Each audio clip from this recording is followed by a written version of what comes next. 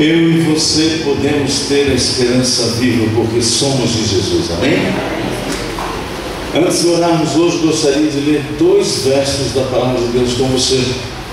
Jó 42, versículo 2. Jó ainda enfermo, ainda sem o gado, sem seus filhos, sem a família, ele declara no versículo 2: bem sei que tu podes, e nenhum dos teus planos pode ser frustrado. E finalmente, queridos, no versículo 12, diz assim: assim abençoou o Senhor o último estado de Jó, mais do que o primeiro, porque veio a ter 14.000 ovelhas, 6.000 camelos, 1.000 juntas de bois, 1.000 jumentas. Também teve outros 7 filhos e 3 filhas. Chamou o nome, e aí os nomes aqui não interessam tanto, mas eu quero concluir, queridos, que vale a pena depositar a vida nas mãos do Senhor Jesus, amém? Jó confiou, foi um homem temente e íntegro nos momentos bons e momentos ruins. Vamos nesse momento dobrar os nossos joelhos e entregar nossa vida mais uma vez nas mãos do Senhor.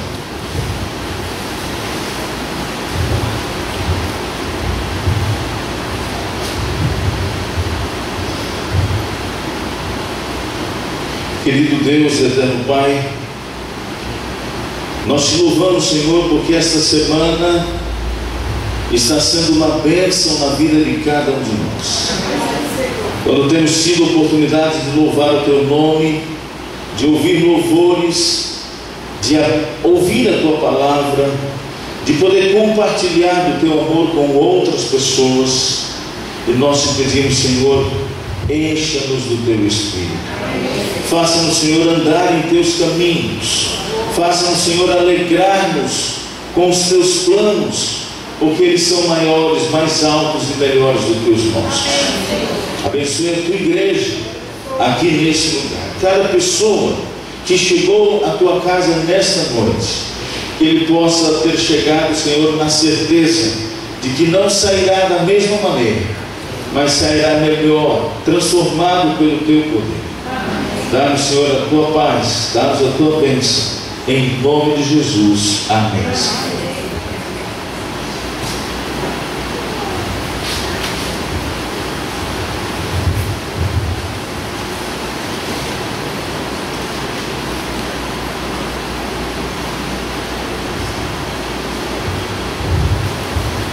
Muito boa noite a todos. Quem está feliz nessa noite, levante a sua mão e diga amém. Quem está triste, pode baixar a sua mão. Espera aí, deixa eu ver, você está triste ou está feliz, né? Então vamos tentar de novo. Quem está feliz diz amém. Você levantou a mão por quê? Brincadeiras à parte, queridos, eu quero dizer que eu já estou começando a ficar com saudade de vocês. Da metade da semana para frente a gente já começa a ficar com o coração apertado, né? Mas a boa notícia, queridos, é que nós temos uma eternidade inteira para vivermos juntos e gastarmos todo o tempo para conversarmos e aprendermos sobre as maravilhas do universo, amém? Nessa noite nós queremos relembrar que a vontade do nosso Deus é que cada um de nós sejamos vencedores, sejamos vitoriosos. Por isso, mesmo em meio a crises, nós podemos ter esperança. Eu quero retornar a um versículo que nós já usamos esta semana, Daniel capítulo 6, versículo 3. Você poderia ler comigo em voz alta, está na tela? Então, o mesmo Daniel se distinguiu desses presidentes e sátrapas, porque nele havia um espírito excelente, e o rei pensava em estabelecê-lo sobre todo o reino. Quando nós pregamos sobre Daniel no sábado pela manhã, nós enfatizamos o fato de que ele se distinguiu dentre os demais. Mas nessa noite eu queria gastar um pouco de tempo para entendermos o que quer dizer esse espírito excelente que Daniel tinha. Veja, queridos, o dicionário ele define a palavra excelente como o estado ou qualidade de excelente, ou seja, ser bom no mais alto grau. E aí você pode ser excelente em diversas áreas. Por exemplo, o Brasil teve um cara muito bom no automobilismo, por exemplo. Tivemos outros, mas o que teve maior carisma foi o nosso querido Ayrton Senna. Alguém além da média, alguém que realmente era bom em alto grau naquilo que fazia. E aí nós vamos ter pessoas que são excelentes cozinheiras, excelentes cantoras, né? Pessoas que são excelentes amigos, excelentes recepcionistas. Oh, saudade da Ritinha, né? Tem gente que é excelente para fazer movimento, não é nada? Está sempre movimentando a igreja. Então existem pessoas que são excelentes. Veja, o Brasil, por exemplo, conheceu um outro atleta que se tornou excelente. Pela primeira vez na história, o Brasil tinha ficado em primeiro lugar na ginástica olímpica masculina.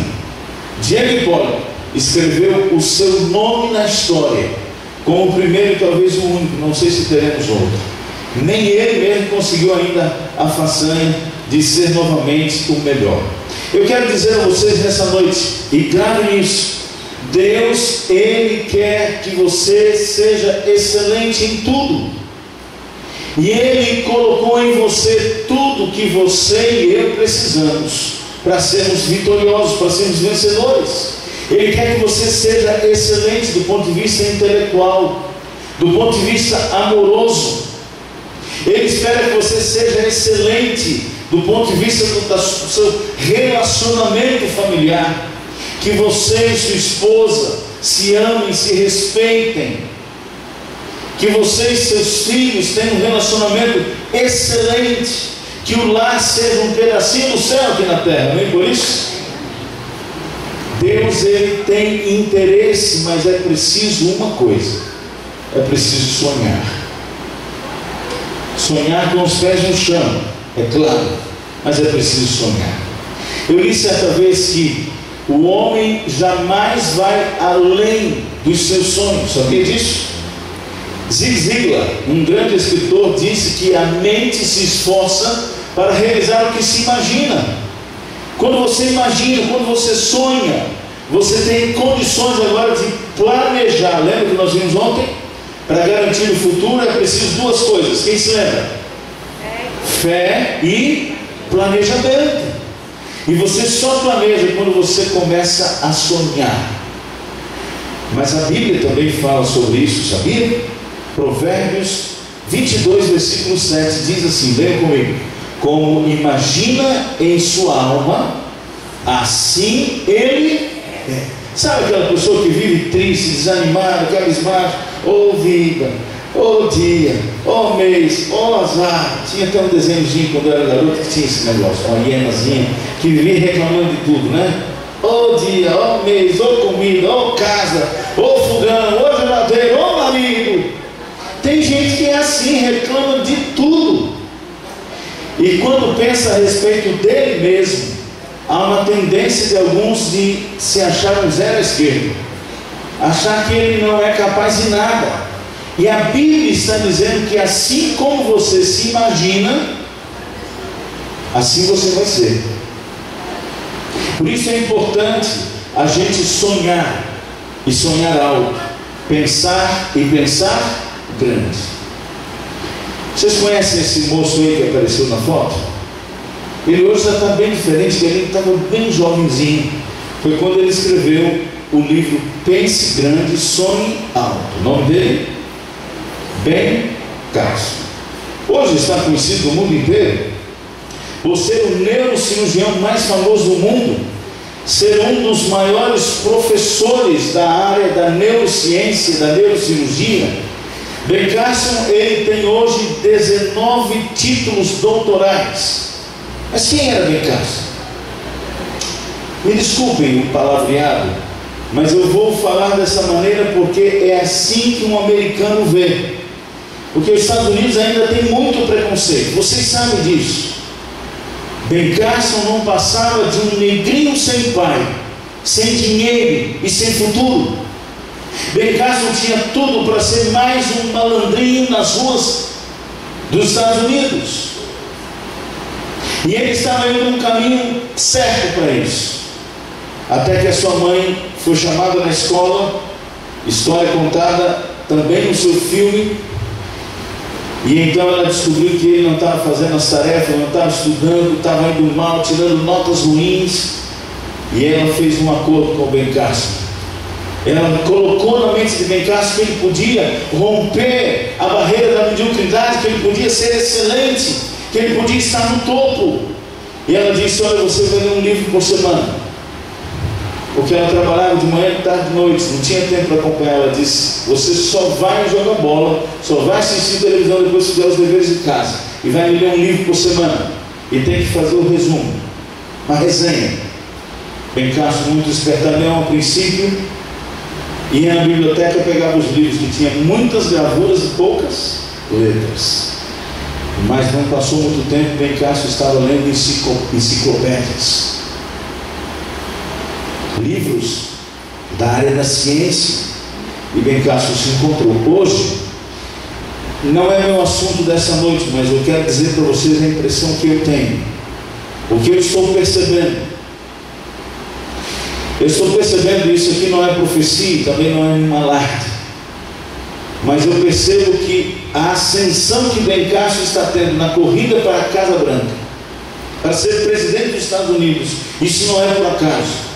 Isso não é obra de homens. A maneira como ele se tornou conhecido e está se tornando notória a fé de Bencasson.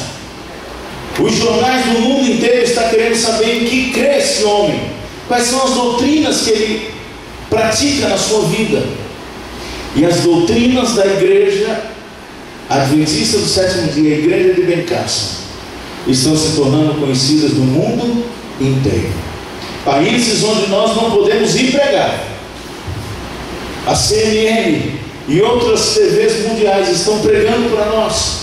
Estão dizendo: olha, o candidato a presidente dos Estados Unidos crê nos 10 mandamentos. Ele crê que o sábado é o dia do Senhor. Ele crê que tem que cuidar da saúde.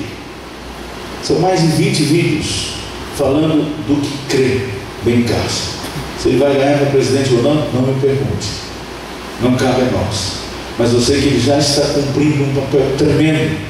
Um garoto que poderia ser nada se tornou alguém excelente. Você pode. Você pode. Creia em Deus. Confie em Deus. E agora comece a entender a promessa de Deus. Promessa essa que ele deixou no livro de Romanos, no capítulo 4, versículo 37. Leia comigo, por favor.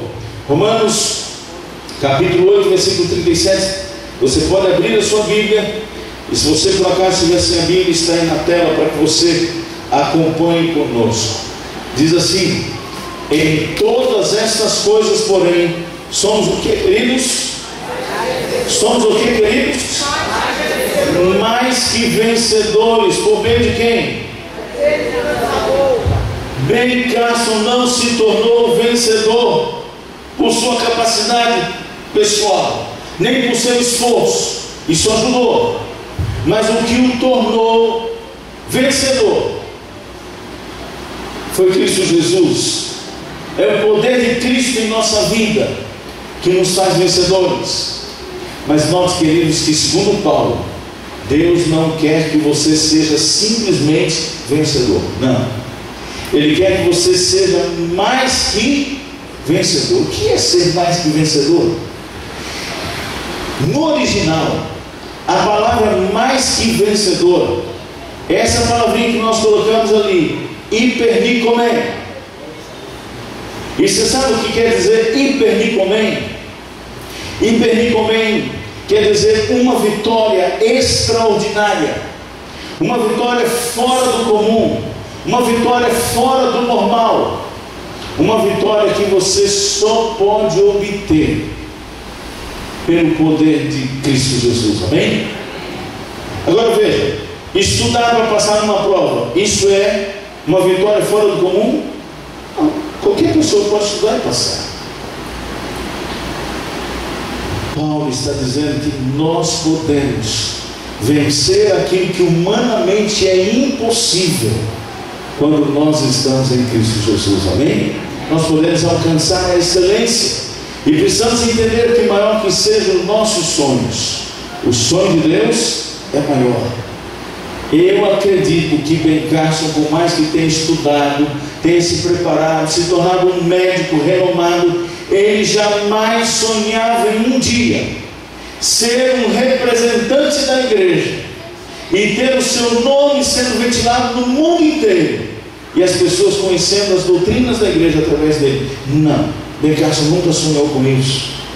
Acontece, queridos, que Deus ele sempre vai além. Ele sempre está pronto a fazer mais e melhor por nós. E às vezes ele não tem ido, é sinceramente porque nós não temos contribuído. Precisamos entender, queridos, que para chegarmos lá não basta ser bom. Temos que pensar e trabalhar para sermos ótimos. Esse livro eu até recomendo para vocês, é um dos melhores livros que eu já li. E eu não estou aqui pregando autoajuda, porque eu acho que a ajuda que nós precisamos é a ajuda do alto. Mas se nós não tivermos visão, não tivermos coragem, não tivermos determinação, não tivermos planos, nem Deus pode fazer por mim aquilo que eu não quero. Nem Deus pode fazer por mim aquilo que eu não sonhei, que eu não planejei. Eu preciso contribuir para que Deus possa realizar em mim aquilo que Ele deseja. Nesse livro, O Bom Inimigo do Ótimo, o autor trabalha a seguinte ideia, de que a mediocridade é como se fosse uma região que se limita ao norte pela acomodação, se limita ao sul pela indecisão, se limita a leste pelo pensamento no passado e a oeste pela falta de visão.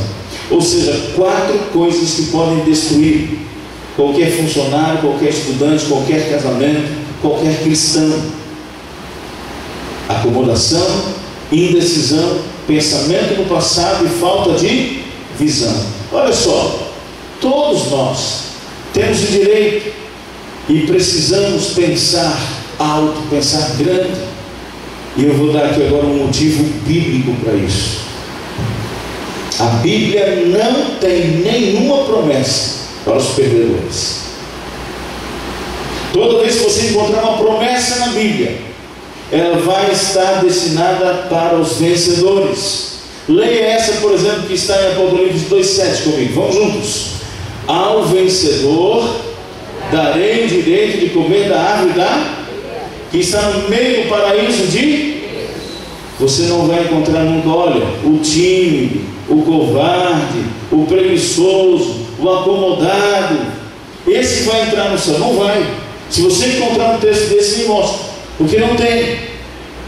Agora, como eu disse a vocês, a maioria dos corajosos antes eram covardes. Vocês se lembram da história de Jesus quando quis atravessar com os discípulos o mar da Galileia? Primeira vez que aconteceu, Jesus chamou os discípulos: venham comigo. E os discípulos entraram no barco com Jesus. Quando eles estavam atravessando, o que aconteceu? Uma grande tempestade. E aí os discípulos começaram a pensar: vamos morrer, vamos morrer, vamos morrer. Mas ali com eles estava Jesus. E Jesus então foi acordado, se levantou, mandou o vento se aquietar, mandou a natureza se acalmar, porque Ele é o Criador, Ele mantém, Ele controla a natureza. Mas teve uma outra vez que Jesus disse: olha, vamos atravessar para o outro lado. E os discípulos pensaram: bom, vamos lá, com Jesus no barco dá tudo certo. Só que Jesus falou assim: ó, vai vocês andando na frente, entra no barco, pode ir, eu vou depois. E talvez um olhou para o outro O outro olhou para um e disse: sem Jesus. Mas eles foram. E veio uma tempestade tremenda.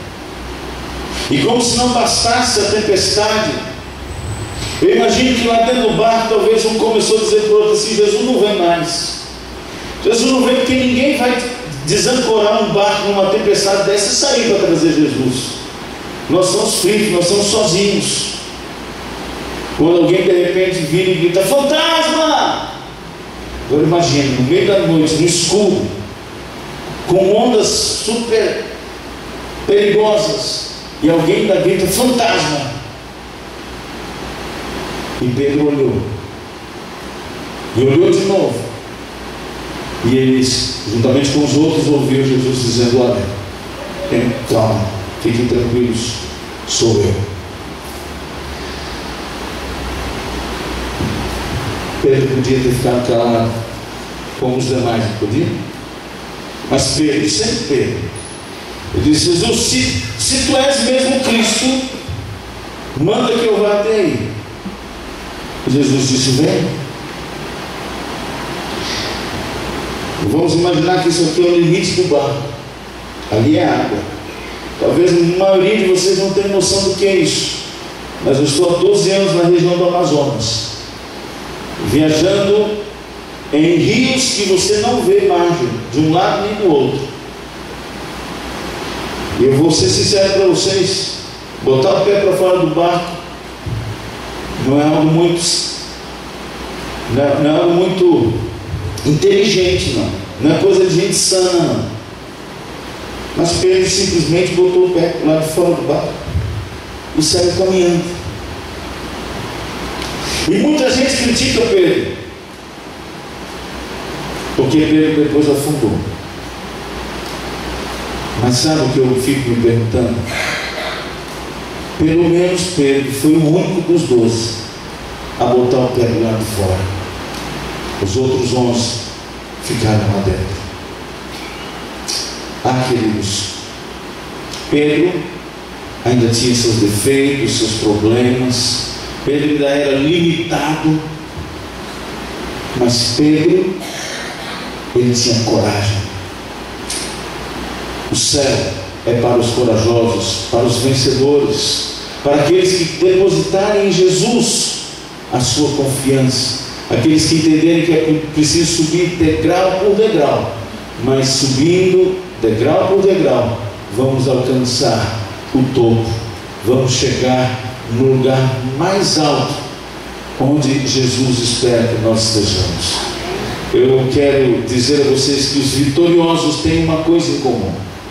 Você pode ler a história de todos os vitoriosos, seja na política, na área empresarial, na área cristã, os personagens bíblicos, e todos os vitoriosos têm uma coisa em comum: é a incapacidade de aceitar a derrota. Eles não se dão por vencidos, eles descobrem o que precisa fazer para vencer, e eles lançam mão de tudo, e vão lá e pagam o preço. Eu poderia citar diversas experiências. Eu vou falar rapidamente pelo menos duas da área do esporte. Vocês já ouviram falar num homem chamado Oscar Schmidt? Sim ou não? Ele recebeu um apelido. Como é o apelido dele mesmo? O Mão Santa. Mas ele não gosta de ser chamado de Mão Santa, sabia? Eu vi uma entrevista dele uma vez que ele disse: Mão Santa não, para com isso. Nada de Mão Santa, eu não nasci sabendo jogar basquete. Na escola o treinador me deixou fora do time, mas eu todos os dias, quando terminava o treino, que todo mundo ia embora, eu ficava ali com as bolas, a quadra, a cesta, sozinho. E ele falou: o meu desafio era pelo menos 1000 arremessos por dia, sozinho ali, pegava a bola, caía na cesta, pegava a bola, cesta. Se tornou o maior cestinho brasileiro, mas ele descobriu o que ele precisava fazer, pagou o preço, chegou lá. Nós podemos citar várias outras experiências, mas lembre-se de Winston Churchill. Ele liderou o grande exército que conseguiu dar cabo à loucura, ao avanço de Hitler, às conquistas de Hitler no mundo inteiro. Ele, antes da última batalha, ele chegou para os seus soldados. Ele sabia o que precisava. E o discurso desse grande homem se resumiu no seguinte: se vocês me perguntarem qual é a nossa meta, responderei com uma só palavra: vitória. Sabia o que queria? Nós poderíamos citar várias outras histórias, mas eu quero concluir com uma história bíblica de alguém que descobriu, de alguém que sabia o que precisava para vencer, alguém que não aceitava a derrota, alguém que não se acomodou, alguém que não se acovardou. E a história do pequenino Davi, você conhece muito bem, está registrada aqui em 1 Samuel, no capítulo 17, e você encontra toda a história a partir do versículo 1. Mas eu gostaria de dar um destaque a essa história. Vocês conhecem bem Golias, o gigante. Ele estava amedrontando o povo de Israel. Todos os dias ele chegava diante do povo de Deus e já chegava desafiando, dizendo: tem homem em Israel? Eu quero somente um que venha me enfrentar. E o gigante filisteu estava deixando todos os soldados de Israel amedrontados, humilhados. E eu imagino que quando o Golias vinha se aproximando, o pessoal já começava a disfarçar, ia para um lado, para o outro, cantar uma musiquinha, bater um papo, para depois poder dizer assim: está falando comigo? Não, comigo não. Golias não havia encontrado ninguém que tivesse a decisão de enfrentar nem tão pouco o rei. Saul era um homem forte, alto, treinado para as batalhas, tinha sua armadura que ele até ousou emprestar para Davi e não serviu. Mas Davi não tinha o principal. Perdão, Saul não tinha o principal. Saul não tinha coragem. Saul não tinha a santa ousadia, porque Saul não tinha mais confiança no poder de Deus. Saul confiava somente na sua força, nas suas habilidades, na sua capacidade.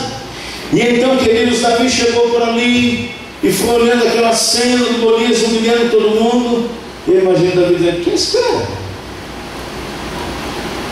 Que história é essa? Por que ainda não foi ninguém enfrentar esse cara? Eles disseram: você está louco, esse cara é o campeão dos filisteus.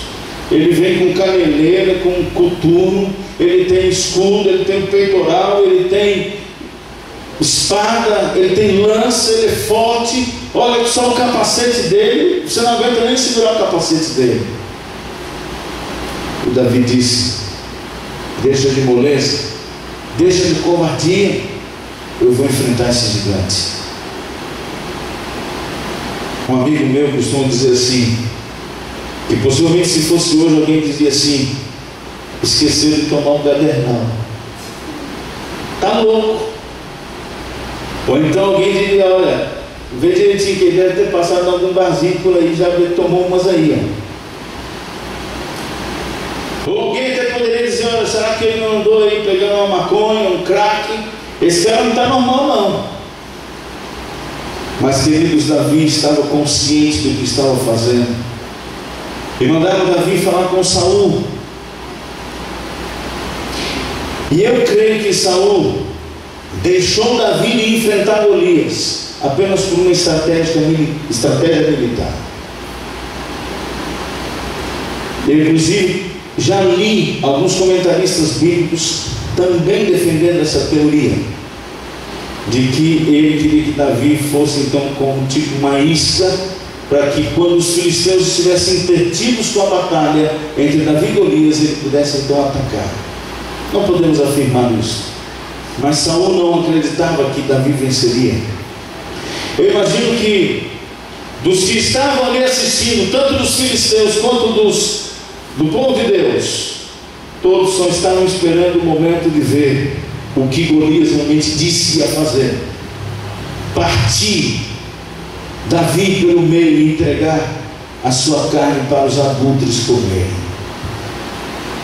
Golias se sentiu afrontado, porque Davi simplesmente desceu, passou pelo riacho, pegou 5 pedrinhas. E às vezes eu fico pensando, será que Davi sentiu medo? Será que Davi, ele tinha realmente plena convicção do que estava fazendo? E eu chego à conclusão do seguinte: Davi era especialista em 2 coisas: tocar harpa e usar a sua tiradeira, usar o seu badoque. Ele era especialista nessas 2 coisas. Por isso ele pega as 5 pedrinhas e vai tranquilo. Mas eu percebo, quando Davi abre a boca, que a sua confiança não estava na sua capacidade, na sua excelência. A sua confiança estava no poder de Deus. Quando ele diz: olha, tu vens a mim com lança, espada, escudo, porém eu vou a ti em nome do Senhor dos exércitos. Quais são os gigantes que têm te amedrontado? Quais são os gigantes que têm te paralisado?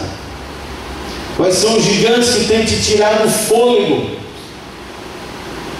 Quem sabe os gigantes da pornografia? Quem sabe os gigantes da mentira, do engano? Quem sabe os gigantes de um lar dividido, de um casamento chegando ao fim? Eu não sei quais são os gigantes que têm te aterrorizado, mas eu sei de uma coisa: se você tão somente pensar grande, se você sonhar alto, e se você colocar a sua vida nas mãos do Senhor Jesus, e você enfrentar esses gigantes no poder de Deus, você vai vencer. Amém? E sabe o que é interessante? Eu não sei se você vai se lembrar, mas esta semana nós pregamos sobre o rei Josafá. O rei Josafá também tinha um grande problema, vocês lembram? E no caso do rei Josafá, Deus disse: fiquem parados, não façam nada. E Deus disse: essa batalha é minha. No caso de Davi, Deus também não poderia ter dito: Davi, fique quieto, fique tranquilo, deixa comigo. Mas nesse dia, Deus deixou Davi. Deus deixou Davi pegar nas pedras. Deus deixou Davi enfrentar o gigante. E sabe, queridos, o que isso quer dizer para nós? Nós temos que pedir a Deus sabedoria para entender o momento de agir e entender o momento de ficar parado, esperando o livramento. Nessa noite eu quero orar por todos aqueles que querem ter a coragem e a santa ousadia de Davi. Eu quero orar por todos aqueles que têm um gigante a vencer, por todos aqueles que, quem sabe, têm tentado de alguma maneira e não têm conseguido. Eu quero dizer a você que a promessa de Deus é para você que quer ser vencedor. Apocalipse 2:11 diz que o vencedor de nenhum modo sofrerá dano à segunda morte. Sim, queridos, a promessa de Deus é que nós viveremos para sempre. Mesmo que venhamos a passar pela primeira morte, pela segunda morte, se estivermos em Cristo, não passaremos. Você tem um problema, você tem uma luta, você tem uma dificuldade, você quer enfrentar esse problema, você quer vencer? Nós seremos abençoados agora com uma mensagem maravilhosa. Uma mensagem que diz que Cristo nos convida para que possamos subir com Ele. Mas só os vencedores, só os vitoriosos irão subir. E a minha pergunta é: quantos querem subir com Jesus? Quantos querem ser esse vencedor?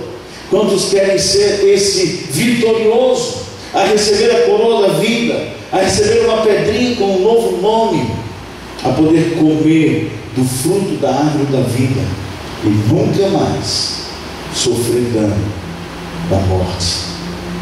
Se esse for o seu desejo, enquanto você ouve esta canção, venha mais uma vez.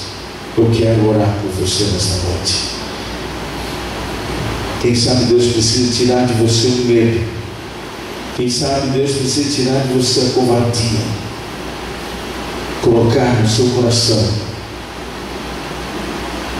a coragem para vencer as suas lutas, as suas dificuldades nas mãos do Senhor. Fique em pé, aí onde você está. Ele quer fazer de você um vencedor. Ele quer te dar a vitória. Eu quero orar por você que quer ter essa vitória. E nós vamos então inverter. Eu vou orar por você e depois nós seremos abençoados por essa linda música. Amém? Feche os seus olhos. Querido Deus e eterno Pai, nós queremos a vitória que o Senhor prometeu para nós. E nós te agradecemos, Pai, porque não depende de mim, não depende de cada um dos amigos e irmãos que aqui estão, não depende da minha força, não depende da nossa capacidade, depende somente da nossa confiança total no Teu poder. Os problemas, as lutas que não temos conseguido vencer sozinhos, ajuda-nos a vencê-las pelo Teu poder, em nome de Jesus. Amém.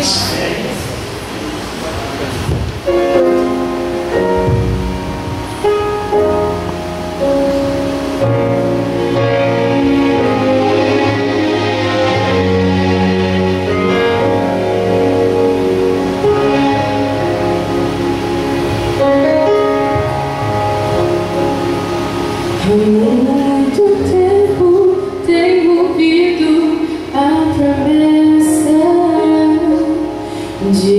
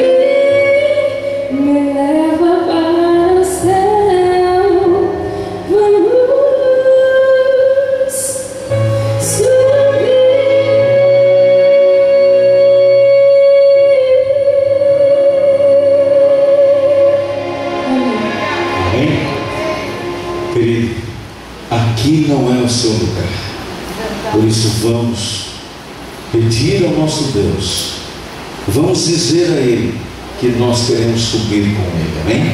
Eu queria orar com você nessa noite. Você poderia orar comigo? Então feche os seus olhos e repita as minhas palavras. Toma-me, Senhor, para ser teu inteiramente. Aos teus pés deponho todos os meus projetos. Usa-me hoje em teu serviço e permita que toda a minha obra se faça em ti, para a honra e glória do teu nome, hoje e sempre. Amém. Deus seja louvado.